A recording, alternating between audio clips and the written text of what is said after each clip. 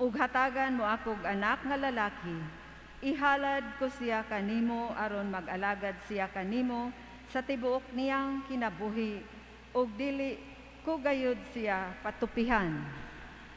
Ug samtang siya nagampo sa Ginoo, gipanid-an ni Eli ang bakba ni Ana. Nagampo si Ana sa hilom. Ang mga ngabi lamang niya nagkibot-kibot ug wala mabati ang iyang tingog. Busa nagtuo si Eli nga hubog si Ana. Ug giingnan niya siya, "Kanus-a ka man huwasi sa imong kahubog, ayaw na pag-inom." Apan si Ana mitubag, "Dili ako hubog. Apan may gikagul-an ako pag-ayo. Wala ako makainom og bino o isog nga ilimnon, kundili nakigsulti ako sa Ginoo tungod sa akong kaguol. Ayaw isipa nga daotang babae ang imong alagad, kay nagpahungaw lamang ako sa akong kabalaka o kasubo." Unya mitubag si Eli, "Ayaw na kaguol. Hatagan ka unta sa Dios sa Israel sa imong gihangyo kaniya."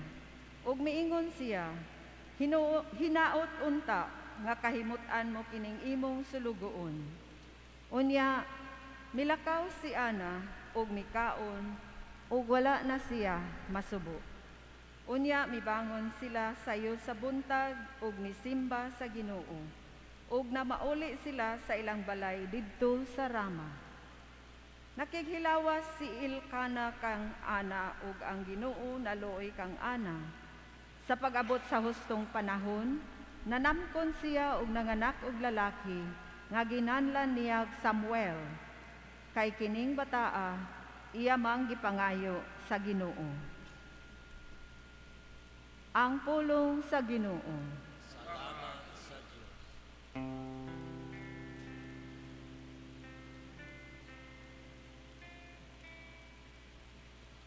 Ang akong kasing-kasing nalipay diha sa Ginoo, nga akong manunubos. Ang akong kasing-kasing nalipay diha sa Ginoo, nga akong manunubos.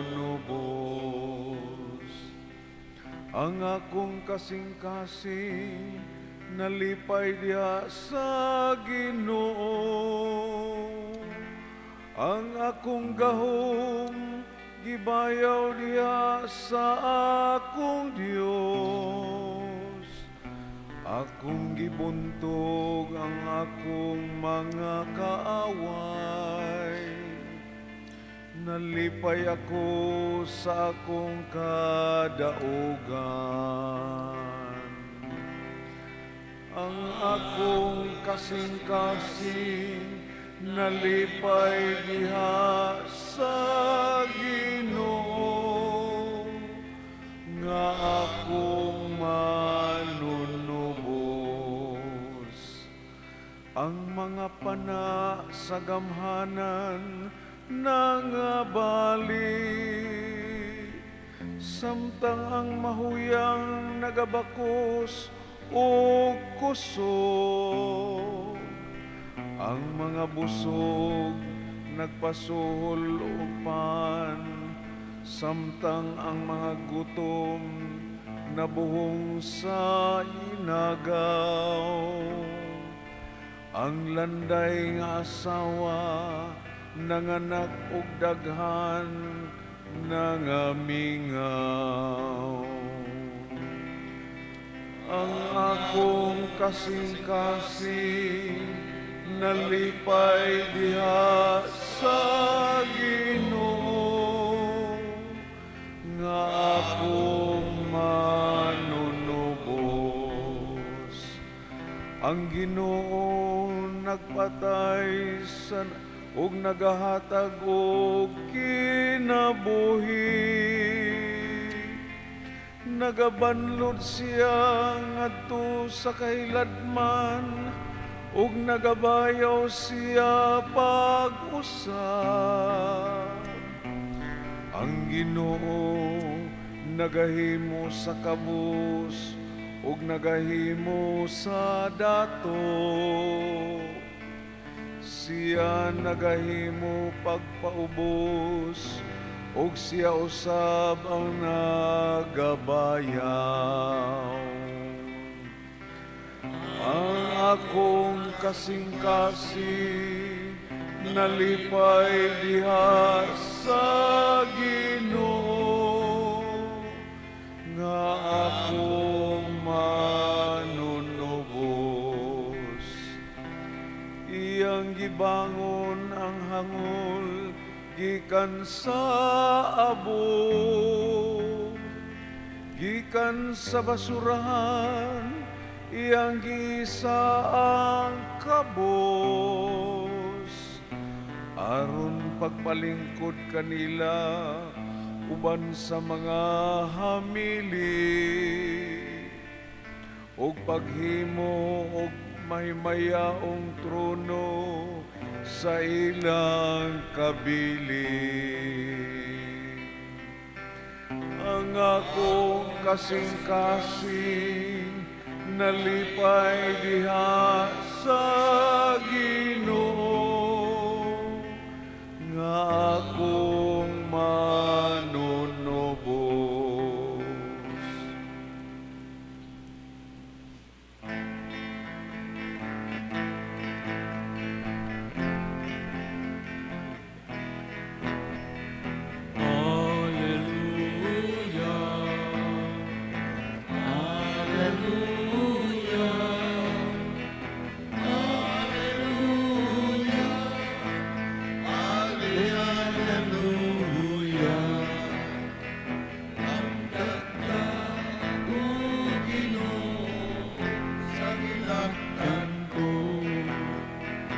Ang pulong mo ang iwak sa dalan ko. Hallelujah, Hallelujah, Hallelujah, Hallelujah. Namdag ka ang Ginoo manaa kaninyo. Pagbasa gikan sa Santos nga Ebanghelyo sumala ni San Marcos.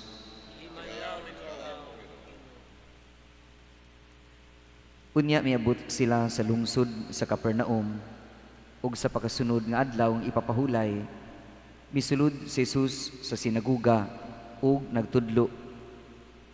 Ang mga tawo nga nakabati kaniya natingala siyang tinudluan kay may gahuman siya sa iyang pagtudlo ug dili sama sa mga magtutudlo sa balaod. Unya may tawo nga giyawaan nga misulod si sinaguga ug misinggit, unsay imong tuyo kanamo, Jesus nga Nazaretnon? Mianhi ka ba aron paglaglag kanamo? Nakaila ako nga ikaw mao ang balaang sinugo sa Dios. Apan gibadlong ni Jesus ang yawa, hilom ug gula niya ng tawhana. Gipakurog sa yawa ang tawo, unya misinggit ug kusog ang yawa ug migula. Hilabihang kay bulong sa mga tawo, nagpangutananay sila, unsa ba kini? Bag-ong pagtulunan? Kining tawhana adunay gahom sa pagsugo sa mga yawa. Ug sila mutuman ra bagayod kaniya. Busa ang balita mahitungod kang Jesus, daling mikaylap sa tanang dapit sa Galilea. Ang Ebanghelyo sa Ginoo. Daigon ikaw, Kristo. Mga kaigsunan ko na Kristo, maayong buntag ng tanan.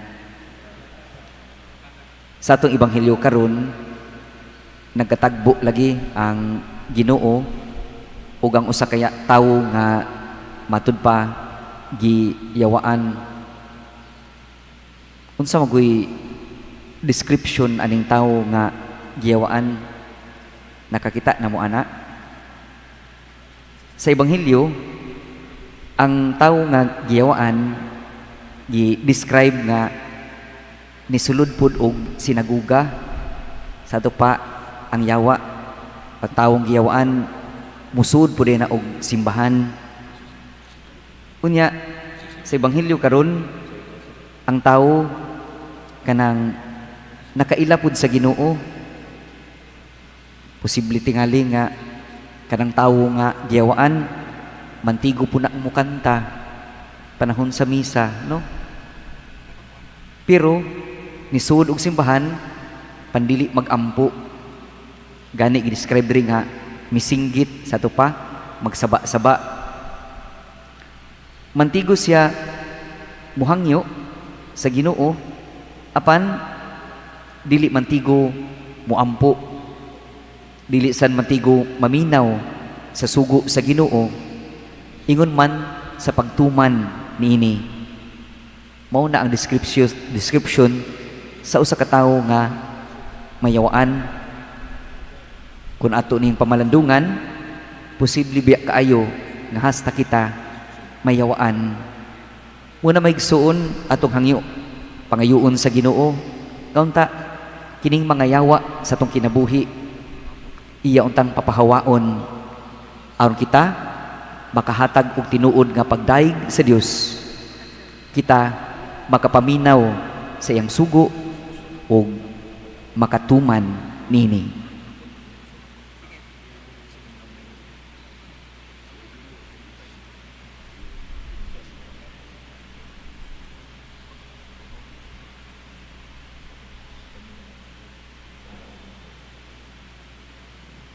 Manindog palihog.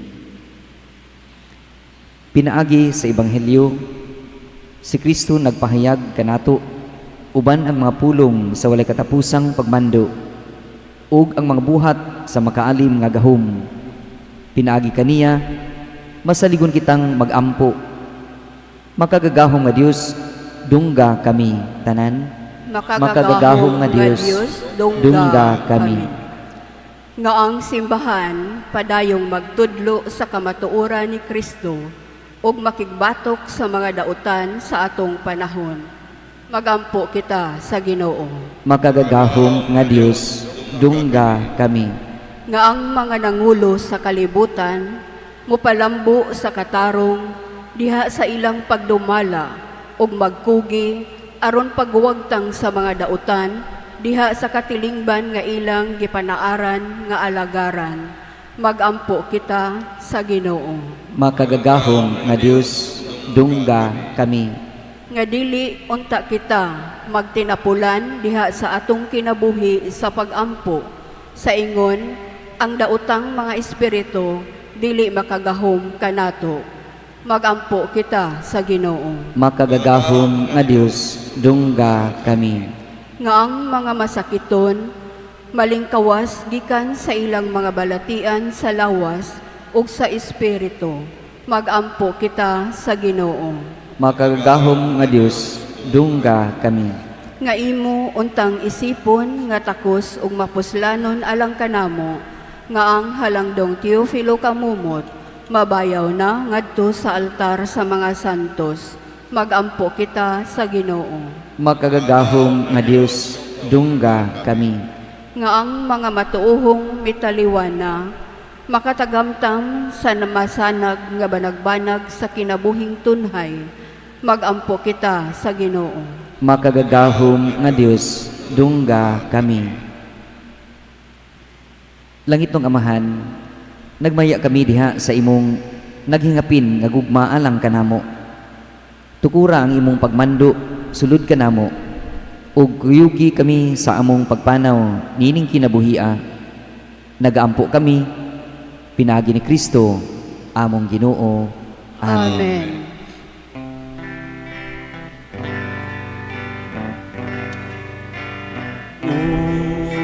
Unsay igasam kanimo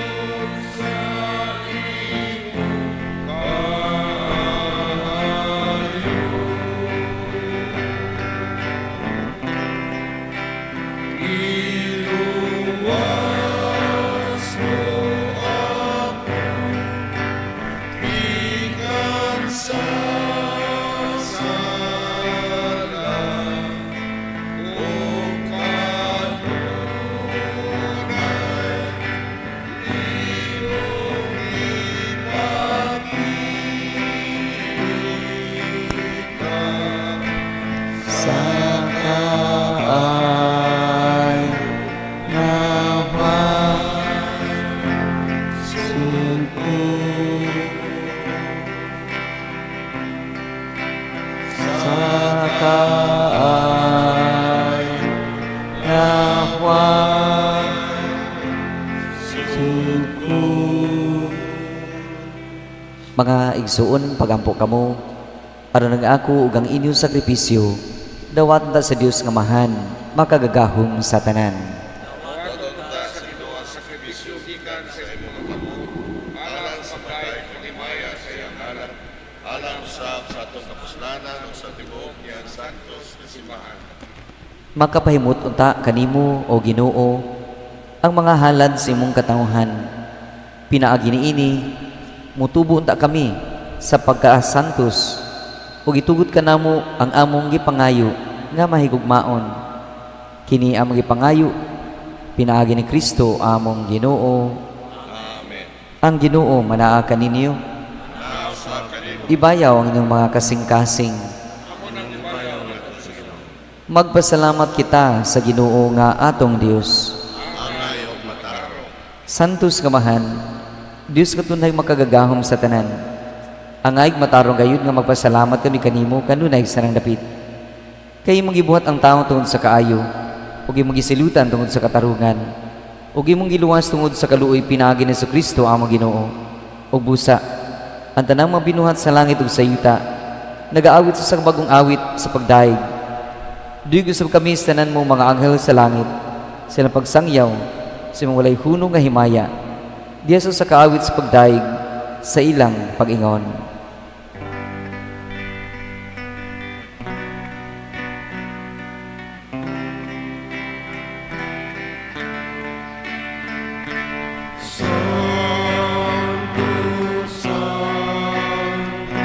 Santos nga Ginoo, Diyos sa kahuman, puno ang langit ugyo ka sa imong himaya usana sa kaitaas-an dan kunang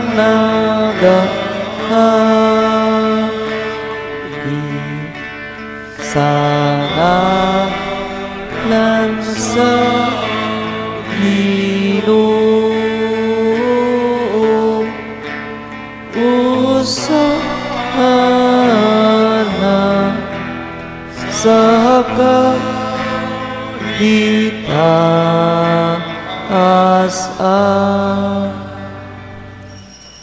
Santos gud ikaw, o Ginoo, ang tuburan sa nakasantos. Ipadala mo espiritu a pagsantos nining mga gasa, mahimok kini alang kanamo nga lawas ug dugo ni Jesucristo among Ginoo. Sa pagpasakit sa kaugalingon, mikuha siya og pan. Ipasalamat kanimo. Mipigas ug mihantag niini nga sumatinud-an og mingon. Dawata kini ninyo nga tanan og kana. Kay kini mong akong lawas nga itugyan alang kaninyo.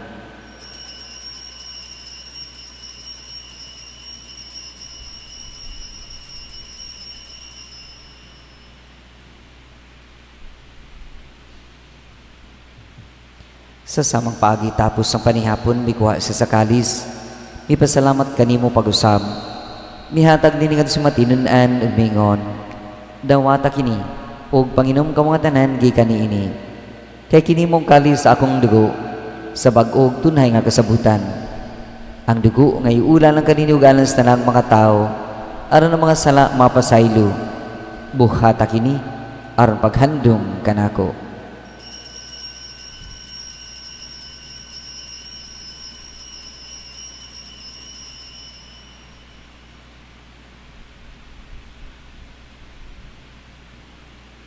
Kini ang misteryo sa pagtuo.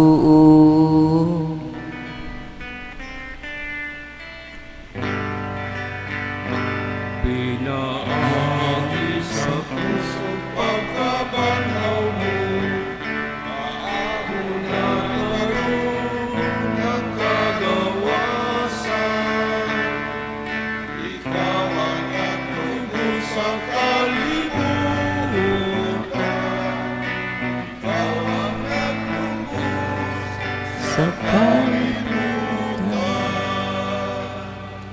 Aron paghandom sa kamatayon ug pagkabanhaw ni Hesukristo, nagahalad kami kanimo amahan nining pan sa kinabuhi ug kalis sa kaluwasan. Nagapasalamat kami kanimo tungod kay imo kami giisip, nga ngayon nga matubag malagad kanimo. Himua nga kami nga mga lawat sa lawas ug dugo ni Kristo, magkahiusa diha sa Espiritu Santo. Hinumdumi, Ginoo, ang imong simbahan sa tibuok kalibutan. Himua nga mahimbit kami diha sa gugma, uban ni Leo among papa, ni Alberto among obispo, ug sa tanang mga pari. Hinumdumi sa mga among maigsuon nga nangamatay, malaumon nga mabanhaw sila, ug ang tanan nangamatay diha sa imong kaluoy. Dadasin tanan sa pagsudong sa kahayag sa imong naong. Kaluy kaming tanan. Himua kami ngayon nga makaambit sa kinabuhing tunhay, uban ni Maria ang nangaulay sa Dios, uban ni San Jose iyang bana, uban sa mga apostoles, sa tanan nga mga santos nga nagtuman sa imong kabubuton latas sa katuigan. Uban kanila, amay ko nga daygon ug amay ko nga himayaon, pinaagi ni Jesucristo, imong anak. Pinagi kaniya, uban kaniyang liha kaniya, gihatag na kanimo makagagahom nga mahan, diya sa kayo sa Espiritu Santo, ang tanang dungog ug himaya, hangtod sa kahangturan.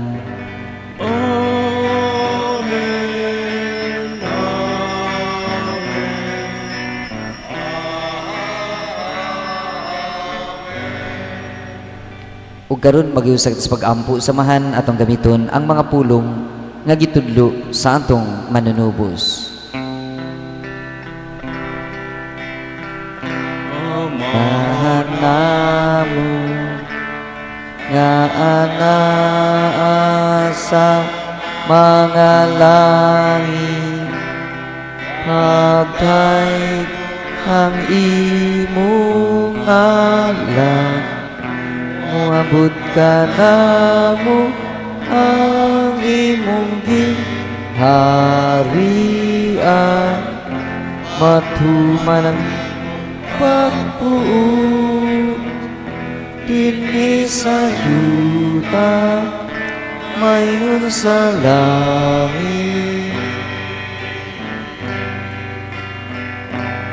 Ang kalanon namo sa matag adlaw, ihatag ka namo karong adlaw,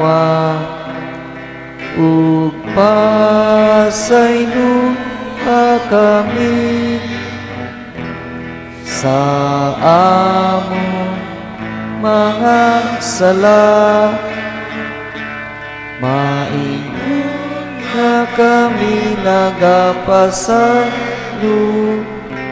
sa mga nakasalo kanamo, ug dili mo kami itugyan sa mga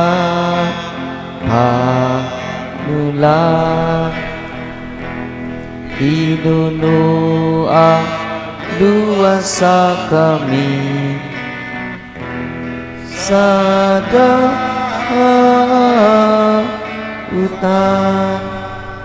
Mangayo kami kanimo, Ginoo, ngayon kaming luwason sa tanang dautan. Natay kami sa kalinan ni panahuna ang tinabangan sa kaluoy.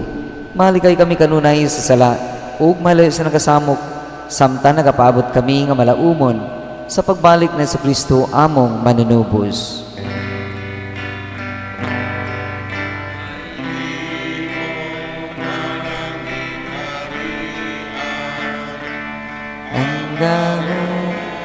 Ug ang himaya hangtod sa kahangturan. Amen.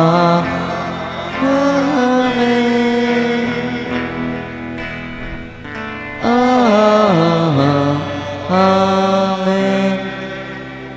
Ginoong Jesucristo, nag-ingon ka sa mga apostoles, ang kalinaw ibilin ko kaninyo, ang kalinaw ihatag ko kaninyo.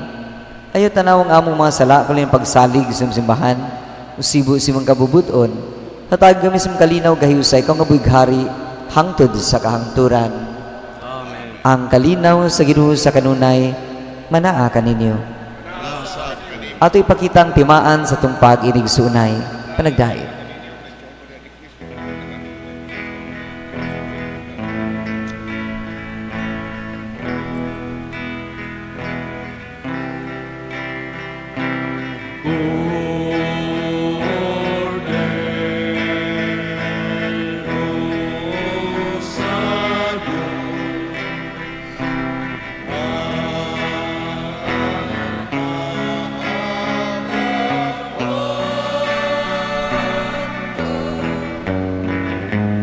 Sa mga sala sa kalibutan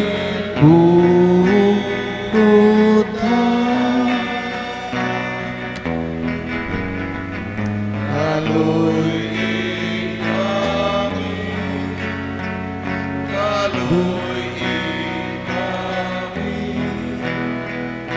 Akalit kami sa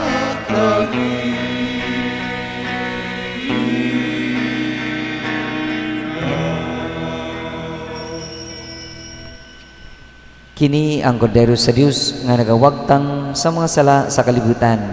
Bulahan ang gidapit alang sa panihapon sa Ginoo. Ginoo nila ko angay kalawat kanimo panipamulong lamang mamaayo ako. Ang lawas ug dugo ni Kristo mag-ampi kanato ang sa kinabuhing dayon. Amen.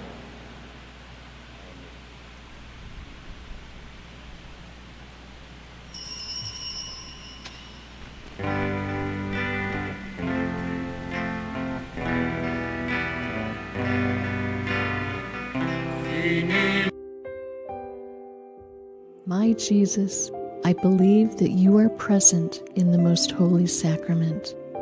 I love you above all things, and I desire to receive you into my soul. Since I cannot at this moment receive you sacramentally, come at least spiritually into my heart. I embrace you as if you were already there and unite myself wholly to you.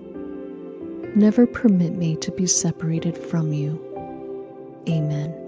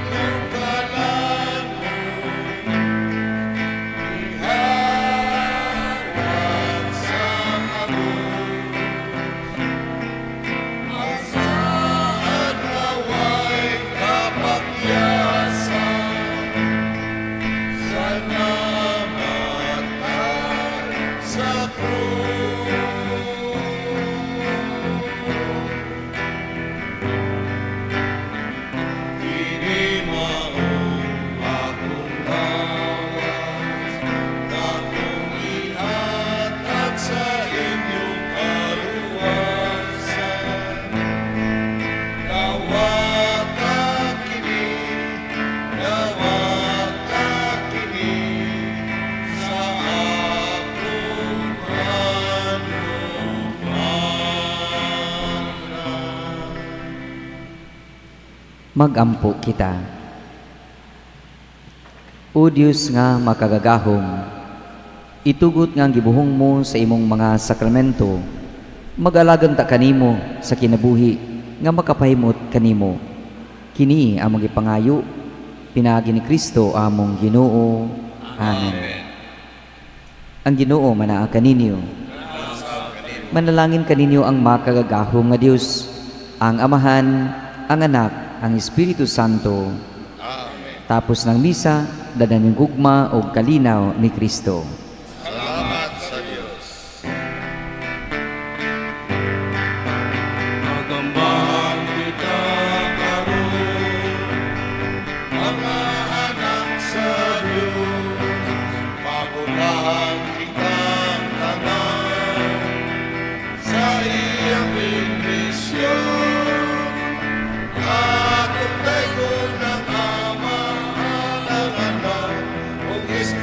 Santo,